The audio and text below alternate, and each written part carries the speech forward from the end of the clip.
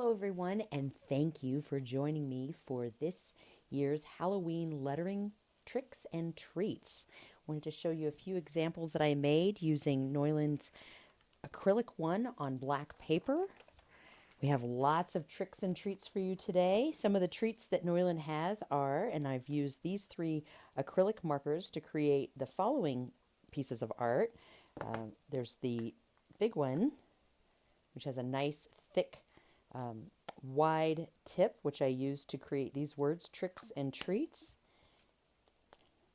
This medium size has a 2.5 millimeter tip, which is what I use to draw these lines.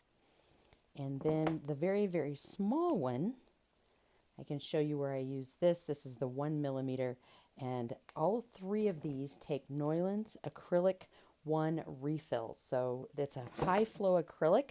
It's excellent to work with on the white and if you ever are on the black paper. And let's go now to how I create this scary lettering style.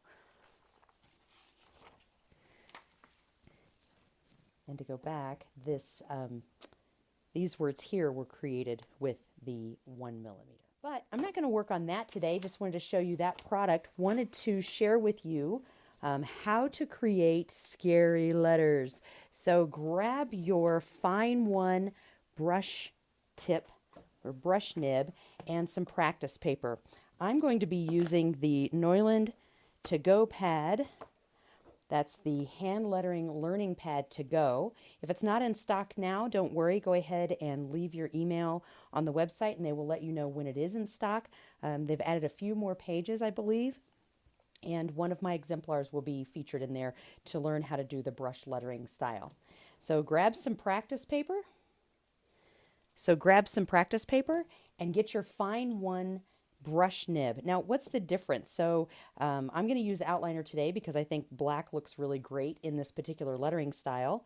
But there are 2 fine ones. There is the regular round nib and there is the brush nib, and we're going to use the brush nib today. I actually created this lettering style about a year ago specifically with this brush nib. I was creating little cards for some of my nieces and nephews, and I thought, wow, I better come up with a lettering style that looks kind of creepy, so this is what came out of it. So first let's start. Let me adjust the camera.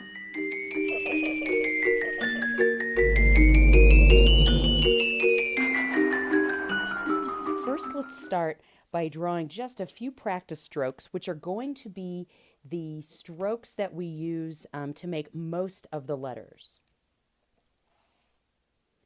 And the first stroke is just a long, narrow stroke. Starting at the top, I'm putting my marker as flat as I can, as horizontal as I can, to create this flat stroke. And then I'm just going to start to lighten up, wiggle back and forth, lighten up. And then when I get to a very thin part, then I'm going to move my marker straight up and down, more vertical, to create this stroke. So this stroke this is sort of the serif and the line that's going to be used in almost all of the letters. The other practice stroke that we'll use in the shape that we'll be using a lot is the letter O. So I'm going to come over and I'm going to imagine what's going to look almost like a vampire's tooth. So you see how I started up very flat here and going back and forth and then kind of still wiggling and then lightening up the pressure and then even making the marker a little bit more vertical. And then I'll do the other side. And the reason why I come down and come back up is because it makes for an easier transition here.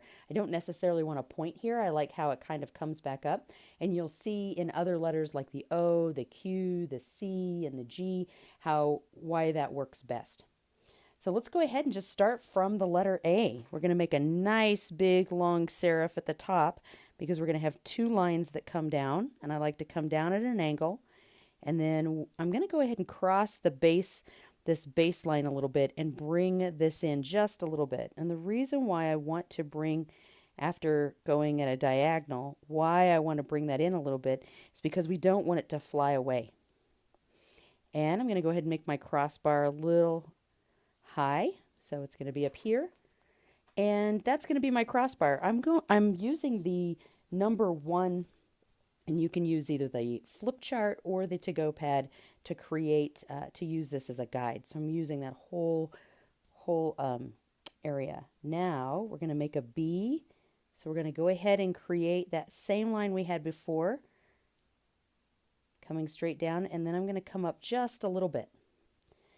And then across to create the first part of the B. Notice my crossbar, or where this juncture is going to be, is at the same height as where the crossbar on the A is. Come back out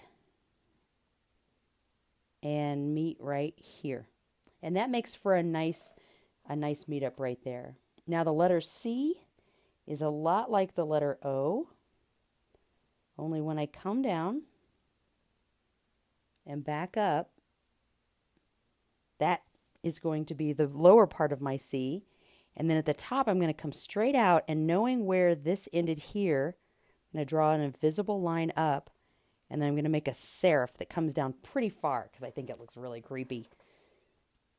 All right, now with the letter D, and I apologize for the camera shake. Again, we're going to come back up, sort of like we did with the B. That's a very thin D. If you wanted to make it thicker, you'd come out, or wider, you would come out further at the bottom.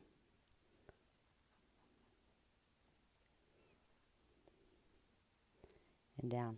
Okay? Now the E and the F is where things can get really creepy, and the word creepy looks great with this E. So again, we're going to come down. When I get to the bottom, I'm going to go ahead and go to the right and then come up just a little bit to have a little bit of a serif. And then again, draw that imaginary line and imagine myself going out that far and bringing down that creepy serif just as far as I did with the C. And then, because I want this to be, again, the crossbar can be high, I'm going to bring it over, and then I'm going to make a creepy serif there too. Okay? With the F, it's a lot like the E. However, of course, we're not going to have the bottom crossbar, so it will come down, and if you want, it can come down even lower than the baseline. And what's awesome about this particular lettering style is that it's very forgiving. But for the F, we don't need to have the crossbars high. You can, but so that it doesn't get confused, if you brought it out a little bit lower, and I like starting it out before the stem, so I like it to come out this way just because I think it looks kind of cool. With the G, it's very much like the O shape or the C shape that we started here. In fact, you're going to bring this up.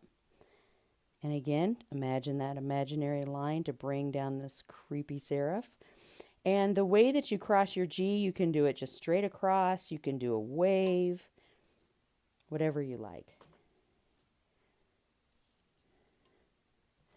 For the H, we almost did it just with our practice strokes. Again, if you want, you can cross the baseline a little bit. So you start out really wavy and thick at the top. And again, if it's at the beginning of a letter or a word, if your H is at the beginning of the word, you could really have your crossbar come way out if you want, or if it's at the end, you can have it come out here. I'm just going to start it a little bit over here and just kind of make this wavy. There's the H. We've already done the I. And the J can be pretty interesting because I'm going to start out with that little serif that comes down to about the crossbar area, and then come across, and then down, and we're going to do the opposite of what we usually see. Now this may seem a little too far, so if you don't want it to be out that far, you can also make it slightly smaller so it doesn't get confused with a T or an O. You can bring your J out here. But the cool part about this lettering style is that it has a lot of give, and you can make it as creepy as you'd like. So again, remember you've got sort of a high crossbar here. For the leg of the K, I like to kind of bring it down at an angle and then continue out. You might even want to just like, you can even, with these, you can even make them look like roots if you wanted to. Maybe you do that, not for every letter, but you do it at maybe the beginning of a word so that that first letter is a little bit more embellished. For the L, again, it's a lot like the E. You just come out, come back up. Now with the M, you've got a couple of options. You can choose to make the stem of the M either straight or go out at an angle. If you do it straight, it will look like this. You'll do the two vertical stems, and then you'll bring this down to that high crossbar. So that's one M. If you wanted it to go straight out, or not straight out, but at an angle out, sort of like our Roman M that you can find in Neuland's, in the Unlock Your Neuland marker, I would suggest that you bring that middle part down a little bit further, just because it's got the room to do that, because you've splayed out your stems. Okay. With the N, I suggest that being straight. So go ahead and make your two uprights like this. And you're going to go from here to here.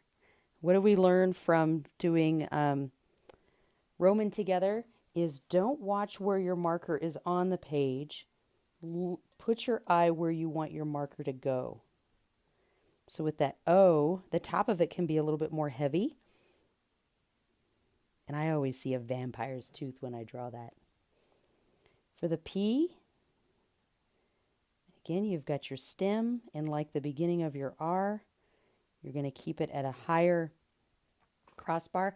And you can either stop short of the stem and have sort of an implied line, a space that connects there, or you can go right back over to the other side. And again, you can make this as jaggedy and gruesome as you'd like.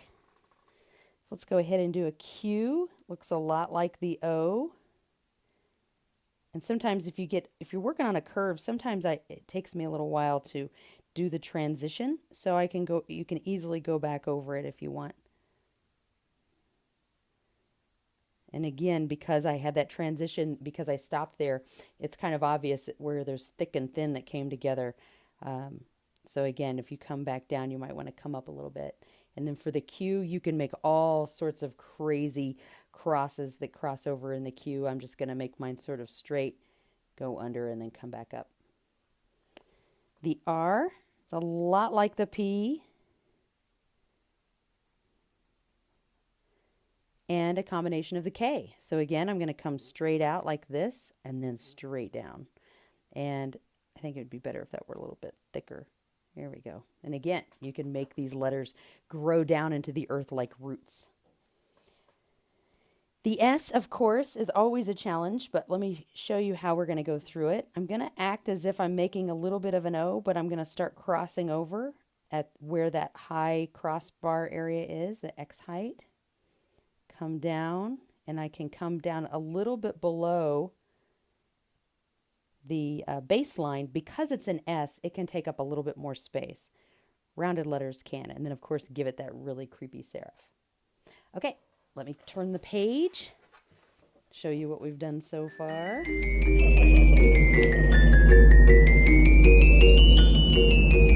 Now with the T,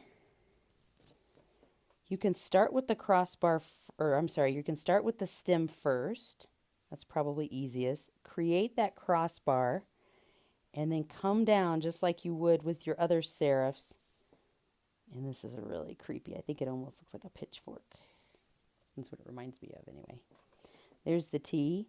With the U, you're going to pretend like you're getting ready to make a stem, and then as you get closer to the bottom, go ahead and make it a rounded bottom.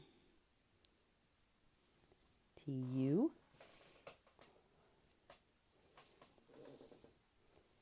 The V is pretty straightforward, but instead of going straight down, you're just going to come down at an angle. And what's cool about this is that anytime if you feel like, if you feel like you want to, you can make the make the serifs a little bit wider. You can make this thicker, and you can decide where you want the transition to be between thick and thin. It can happen right at that crossbar. That's a place that it makes sense, or you can get creative and decide where you'd like it to be. Now the W is just like the V, and sometimes I'm going to do a Roman style W where I'm actually going to make 4 angled stems, and I'm going to try to keep them as similar, these 3 spaces as similar as possible as I draw it. There you go. The X, now I'm going to show you a trick with the X. You're going to make the first diagonal, and it's going to have a much more angle to it than you would with the V or the W. And then in order to get it to cross in the middle, you're going to want to go straight up that imaginary line, and I went over just slightly because I wanted to start my serif. And then again, I am putting my eye where I want it to end, and I'm looking at that imaginary line going straight down. So there's the X. For the Y, I'm going to imagine that this is where I want the 2 diagonals to come together. So again, I can either draw a little dot there, or I can just look in that direction and then go straight down. And again, this looks really cool if you go past the baseline as well. And then with the Z, I like to just pull that line across, make my diagonal like I did with my X, but maybe not make it as sharp or as steep of a angle. Actually, I make it a more steep angle, and then maybe come up with a little bit of a serif. And remember to bring this serif down, just like we did with the C. So there you have it, the gruesome, creepy, scary lettering style for this Halloween. I suggest that you keep your FineOne brush nib full of ink so that you can make plenty of cards and address them. And be sure to take some time and do something fun. All right, happy Halloween. If you'd like to download the exemplar to this lettering style, it is available online. And so stay tuned for next week's Lettering Tips Tuesday. Thanks. Bye.